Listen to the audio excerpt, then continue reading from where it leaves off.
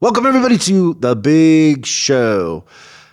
Today, we are talking about the secret to good customer communication. And it is a secret. I believe a lot of people don't know this. A lot of people think about it a different way. You're going to want this answer. Even if they think they know something about it, they're doing it the hard way. No doubt. We see it day in, day out. Every day they wake up and they're like, I want this to be harder than it should. Right. And then it's harder than it should. There's some interesting things in the news. And we talk about how Sea-Doo came out with a 325 and much, much more coming up on this edition of Service Drive Revolution. I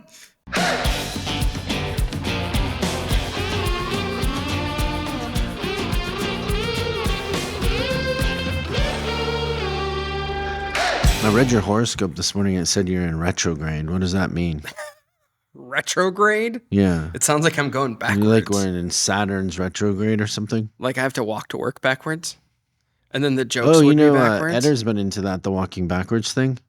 It's supposed to be really good for you. And it rewires your mind. Really? Yeah. That's funny. Sometimes when we hike, if my muscles get too sore, I'll walk backwards. Flip around? Mm-hmm. Yeah, I've done that before. So that makes sense that he would suggest that. The whole balancing thing. Taking the jet skis in for a service. Can it chip them? The dealership doesn't chip them. Yeah. I think the dealership, I'm just guessing. I haven't tried this. But I'm guessing that they would say, that voids the warranty. Oh, you'll probably have to sign something that says that it voided the warranty. But I don't think that there's really long warranties on motorcraft sports thingies anyways. But I could be wrong. We could trade those dudes in for the 325s. Yeah. Just as I fall in love with the Sea-Doos, they come out with a bigger, faster, redder. Are you losing Would sleep? you do the red ones or the white ones? Like the red ones are pretty red. Like you look like a guy driving a red car. When in Rome, I think you do the red. Really? I was thinking the white. Oh, well, I think they all look pretty cool. I really like the ones you have. I wonder if anybody makes like vinyl wraps for them, because wouldn't they look cool camo green? I see a lot of power sports shops that also do wraps. You know the one thing about the state of Washington that drives me crazy? You got to put those stupid numbers on the side that completely ruins like you're putting on a jet ski, you're putting those huge numbers that are meant for a boat or a yacht. It takes up 27%. It looks so terrible. By the way, that's hilarious. I'm not admitting or denying anything, but there is a possibility that I've never put those numbers on my jet skis. I have no idea what you're talking about. I assume that you follow everything to the letter. I saw 0 police on the lake last year. I remember you had told me when I first got there, you're like, they might be out there. Be careful because it was a holiday weekend or something like that. And you, didn't I make you get your license? No. You didn't get a license? No. Oh, no. Oh, wait. Didn't I just pay money? I did get my license. I apologize. There's like a 3-question chat. People are going to hear this. You say, yeah, I studied for it. I got my license. Like, what are you doing? No, I really think you had somebody else take it for you? No, I do think I got it. Now that you say that. I remember you got it. I did it all online. It was easy. Like it was $40. It has no bearing on whether or not I should drive a jet ski. Is what I remember doing. They gave you a license for a car, so there you go. Also ridiculous. Oh, I was going to ask you. I got a question for you because when you talk about Washington, I think about that's where you spent like your formidable years growing up, and you started to really get into music and everything like that. And what do you get when you cross a guitar, a drum set, and a tire? I don't know. What do you get? A rubber band. That's pretty good. Thank you. I had no idea how to answer that. You stumped me and made me laugh. That's my preference. Yeah. But yeah, I think this summer we'll just be driving last year's model, just basically sitting still. 25 less horsepower than there is no sitting still. You know those neighbors 2 houses down that had the, fireworks show on 4th of July? I guarantee they'll have the 325s zipping around like a bunch of Tasmanian devils. You'd fit right in that family with your driving. I can only imagine. I've never seen you like this before. Oh, really? Yeah. Yeah, you have. Can you name another time where Speakers? Just kidding. Yeah, I have seen You you want to like keep that. going? No. Oh, yeah, maybe a little bit more. Well, maybe it's your turn. Like, let's see how observant you are. Okay, let's see. What do I have? I mean, the building we're in. The latest and greatest, for sure. The building. Do I get that way about cars? No. I don't think I do. Your car thing confuses me. Yeah, I remember you saying that you never can match up what I get with. Well, that you were would've so thought. excited about the Tesla. You literally, the reason why we have a Tesla is because you had a Tesla. Yeah. And then one day you're like, nope, no more Tesla. And it's like, oh, everything it's like your parents are lying to you. It's like everything you said about how great it Santa Claus is isn't just real. was just in the moment, but it wasn't real. No, I have no complaints about that car. It was just time for a No, but different you didn't one. get another one. No, I wanted a convertible. I Yeah. really kind of want a truck now. Why do you want a truck? I don't know. I like trucks. You had a truck in Florida. I did. When we moved to Vegas, you can get a truck. Yeah. I don't think it's definitely not conducive to my apartment complex. So Christian, just for everybody who commented on the video about where we should move the office, Christian has been online on Zillow looking at houses in Vegas. Yeah. And he likes it. Well, it's because I can actually afford a house in Vegas as opposed to out here. You can afford a nice house in You Vegas. can afford a nice house in Vegas with a nice swimming pool. And out here, that will buy you nothing. A room in a house. Yeah, that you don't own. Like it's insane, the difference. So keep putting Vegas in the comments, everybody. Just every week if you could. They Just said write Vegas. Luis said we could move the library. The whole thing? Yeah. And we could probably find a place to put it pretty Oh, easily. easy. So Well, whatever a building is there is probably half of what it is here. yeah. I feel like it would be really fun to have an event in Vegas. Well, I remember when we did Caesar's Palace a few years It's ago. not, by the way. It's not. We did Top Dog in Vegas twice. Yeah, I was there. Yeah, people the second day don't show up. I came to the second. But you don't drink. They go out to strip clubs and drink and whatever, and then the second day, it's like half the amount of people that were there the first day. Okay, fair enough. And then people roll in late. Yeah, that is one of my big pet peeves. Like, if we're going to do this thing, let's do it.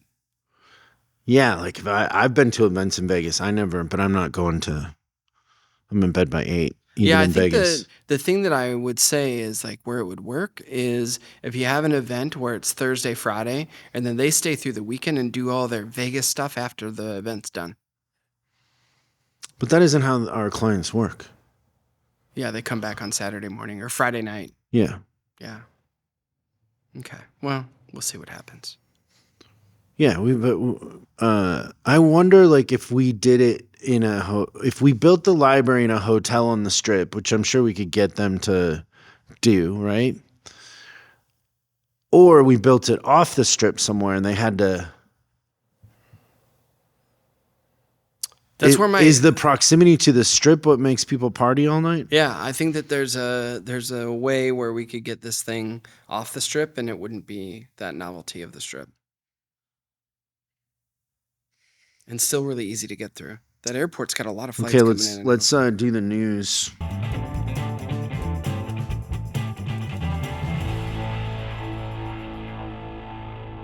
The first, we talk about technicians all the time. And it's interesting because it's something that, I don't know, I've noticed. And I say kudos, more power.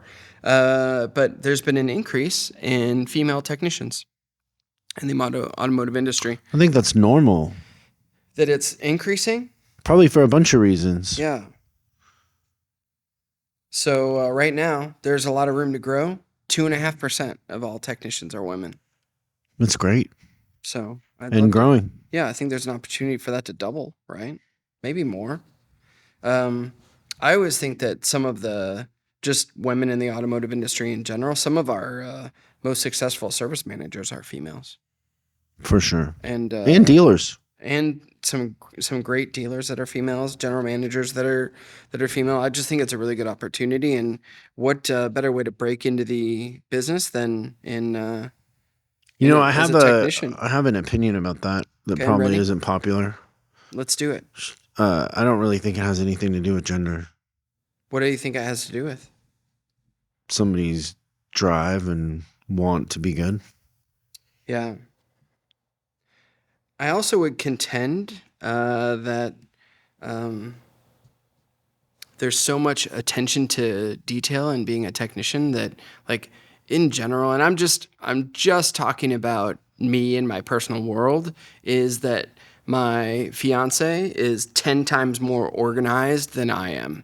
And the way that, like, systematically she goes through, like a technician would go through on almost everything, I just think that that's a way that there are many women that think that way. So, like, the strengths that make you a good technician, a lot of them possess already.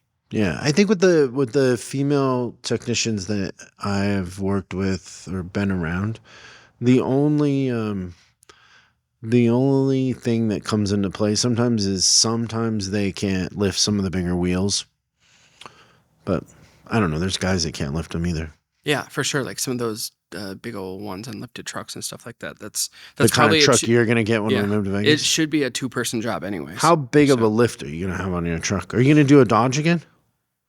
I don't know. I really like my favorite truck is the GMC Sierra right now, Oh, really? like an AT4. Yeah, My favorite's the Chase Hughes had a Dodge in Virginia when I was out there, and that thing, just the interior, I thought was great. The way it yeah. was set up, Because you were in the one that had the really nice screen in the middle, right? and you could put your laptop in the middle, and it had a Yeah, that armrest plug. console is no Yeah. joke. So yeah, I wouldn't. So like a 3-inch lift. Yeah, probably. Wow. I think that would look good, and then maybe some oversized wheels that you can hear and feel as you drive down the road. I remember we would put lift kits and big wheel packages on the Rams, and people would come in complaining about the ride afterwards. I always thought that was funny. Well, they don't know. Yeah. You know, when I did that to the Gladiator, it got better. The ride did. Well, I don't think you overdid it.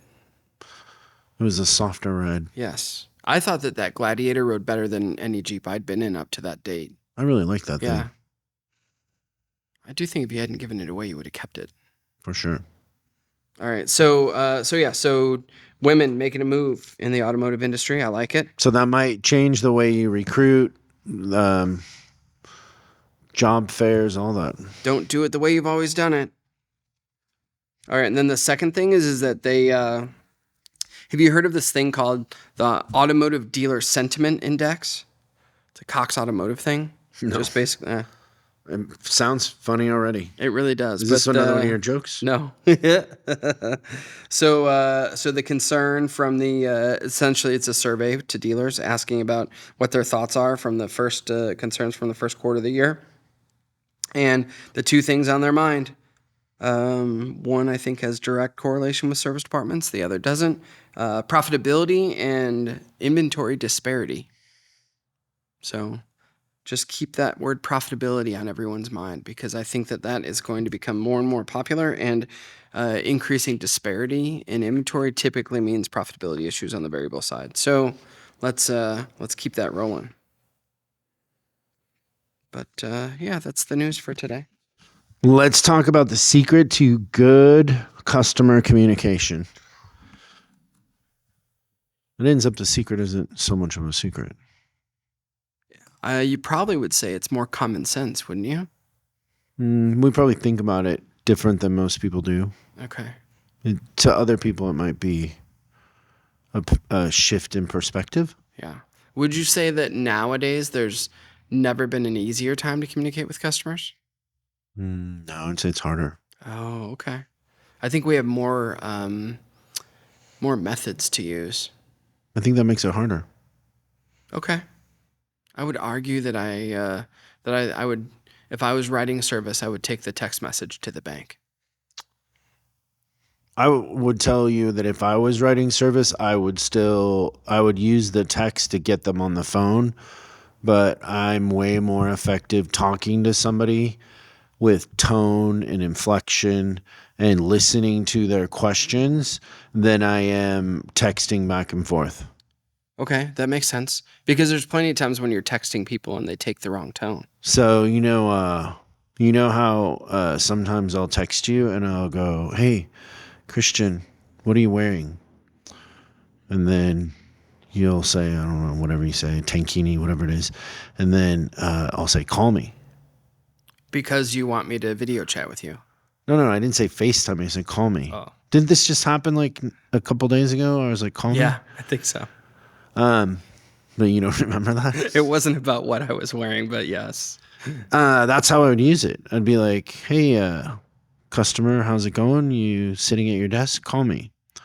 But I wouldn't send an estimate. I wouldn't send a price. I wouldn't do anything because it's a one-dimensional form of communication. Yeah, there's And no a lot feedback of loop, kids and these younger advisors, they grew up in a world where everything is one-dimensional like that. But that's not really effective. Okay. I like that approach. You've converted me. Yeah. I want to hear what they're saying and how they feel, and So I you'd think use that's a the big text part of message it. as the hook to get them on the phone. Well, I would use it as the way to control them and get them on the phone. I would see it as a form of control. Yeah. So is that the secret? Is you control the level of communication no matter what? Oh, so on our secret to good customer communication? Yeah. No, I think the secret is if you're thinking about communicating with your customers, it's too late. You want to come 10,000 feet up, and you want to create a frame and then function inside of that frame. If you just leave communication to chance, there's too many variables, right? So to kind of give you an example is if I'm writing up a customer, right? I'm going to tell them how it's going to go and what to expect for two reasons. One is I don't want them calling in when I'm not ready for them. Yes, it's the worst when that happens. But if you leave it to chance, they'll do that. Yeah. So they'll call at noon. So I'm going to tell them, "Hey, your car probably isn't even going to get in the shop until 2 to be looked at. I will call you, don't call me." And I will kind of give them, like, I have a general sense of when things are going to get in, right? Right. And so I just don't want to leave any of that to chance. So I'm avoiding leaving it to chance, but I'm also setting an expectation that then makes them feel comfortable, because if I tell you that it's not going to get in until 2, now you know that. If I don't tell you anything and you're a person that worries or overthinks stuff, at 10 o'clock you think, "Well, I dropped it off at 7, it should be in already."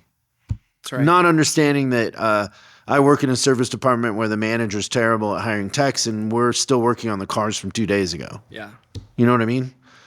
And that was kind of my scenario when I was an advisor, is like we had tons of holdovers. Like we were calling it too to tell everybody that we wrote up that day they weren't going to get in. Yeah, but I remember you telling a story where you got to a point where on the write-up you were telling them there was a possibility it wasn't going to come in that day. I did. And then they didn't. And they would say right then, "But I made an appointment 2 weeks ago." And I'd be like, "I understand. We've had a couple of people sick, whatever." It was all the truth.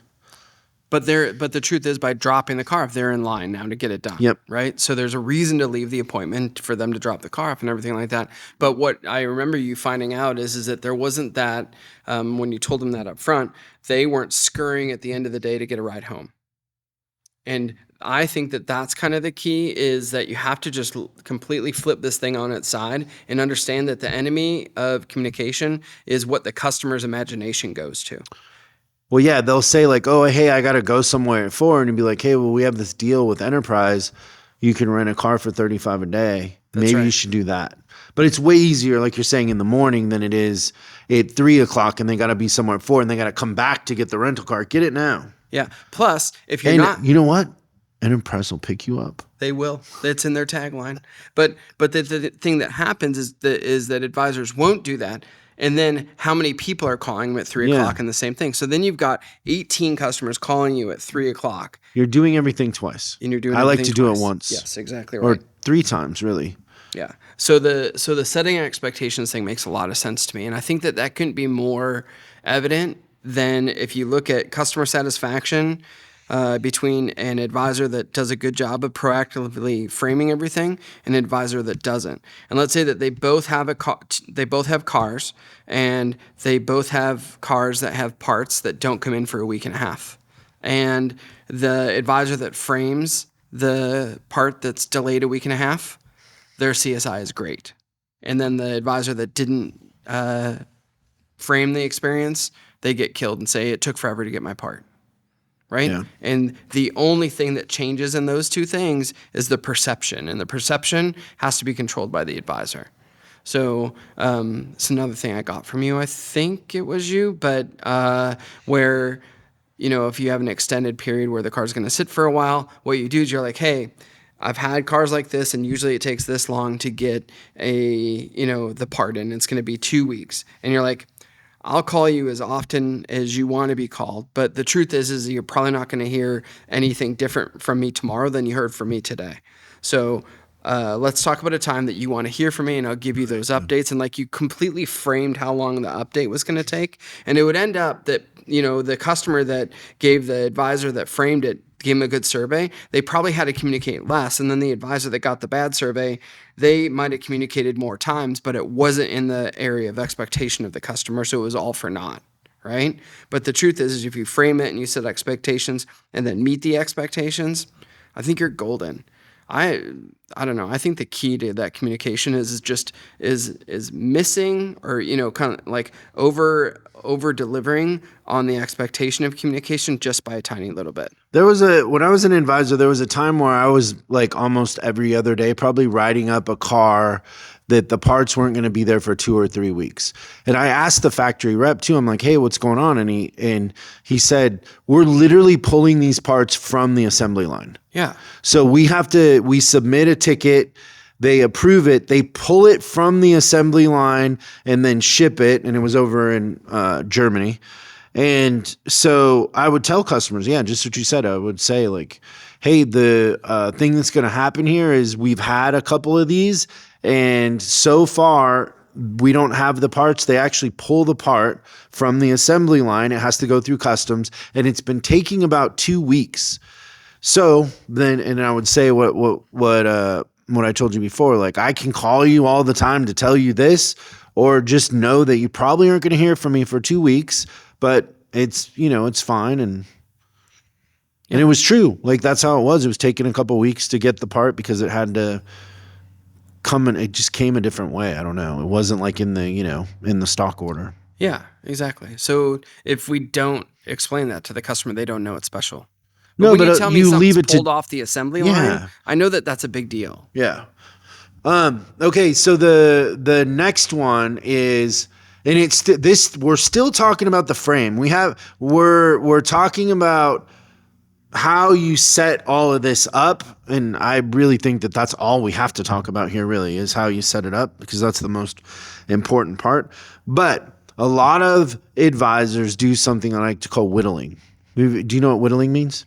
Where you're making wood into pipes? No. You're not a dog person, are you? Yeah, I'm a dog person. You've never seen a dog whittle? No. When a puppy gets excited and they pee all over? Isn't that called peeing all over? Well, they call it whittling. Oh, okay. I literally thought whittling was when you had a stick and you turned it into Oh, it's that too, but something. in this world that we're in right now with this analogy, it's a different whittle. So whittling is a universal term that I've never heard before? Yeah, when a puppy gets really excited and they pee. Yeah. I've heard piddling. Maybe that's just the Washington version. Oh, maybe it is piddling. Is it piddling? Is piddling then puddling? I think so. I think you might be right and I might be wrong. But I do think I called it whittling, but piddling makes more sense. Okay, but let's just say whittling and piddling. Advisors whittle and piddle. What do you think I mean by that? Let me tell you what I mean by that. They overpromise because they want to please the customer. They don't tell them the truth. You have to tell the truth at the time of write-up. You control communication by telling the truth. It does you no good to leave the truth until later. The truth does not get better. It's not wine. It doesn't age. But if you piddle or whittle on yourself and you're like, oh no, yeah, we'll get it. Okay. No, you got to slow down for a second. You got to know what you have in the shop. You got to know what's going on, how things function. And then you got to tell the customer, just like you were saying, like where I would tell customers, hey, we're still working on the cars from yesterday. We've had a couple technicians calling sick, and there's a chance that we don't get to it today. Now go ahead, yell at me, whatever. Let's get it out of the way. And then they run out of steam really fast. Well, they're not as fired up. Even if they say, well, I made an appointment 2 weeks ago. I'm like, I know, I'm really sorry. But we're going to get to it. It's just, we got to work through a couple things. When I was younger, I piddled. Not about... You didn't whittle, you piddled? No, I piddled for sure. But we all did, I think. It always came back to bite me in the butt afterwards. Yeah. But it was always when I was at the end with a girl I was dating, and I'm like, I got to break up with her. And I would piddle for a month before I did it. And it always got way worse than if I just not piddled. So piddling causes pain. Think piddle, pain. Whew, that was tough. Piddle pain is better than whittle pain. Yeah.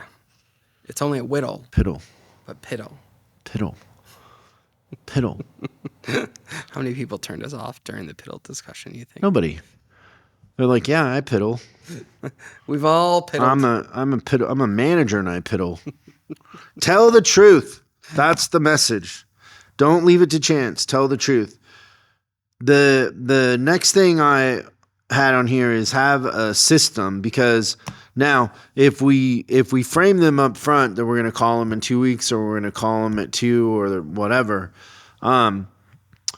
you need to then do what you say you're going to do. That, yeah. So what I'm trying to do with my system, and I think about this as a system, is I'm trying to not touch things 2 or 3 times. So when I touch them, I'm touching them in a way that's relevant and effective. So I'm calling them when I need to call them, when they expect me to call them. So you need to have some sort of log or system to remind you who to call, when to call, and I would leave myself a pretty big window when I would frame up front.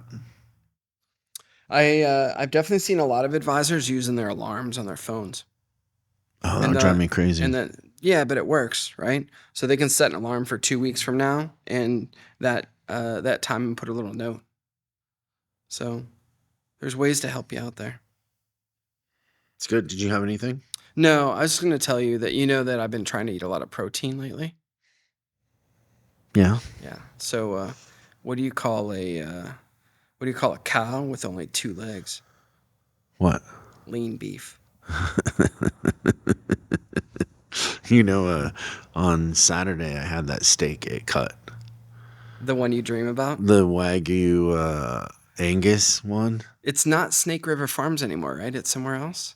No, they even had one on the menu now that's from a farm in Oregon, but the one that I had was from Australia. Okay. Man alive, that steak ridiculous. Is so good.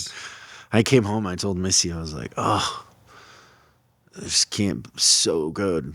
I just went into my own little world for a minute. Yeah. Even if you only have that steak once in your life, you'll understand. So good. It's such a treat. It is. Protein made me think of that. Mm-hmm. I love protein.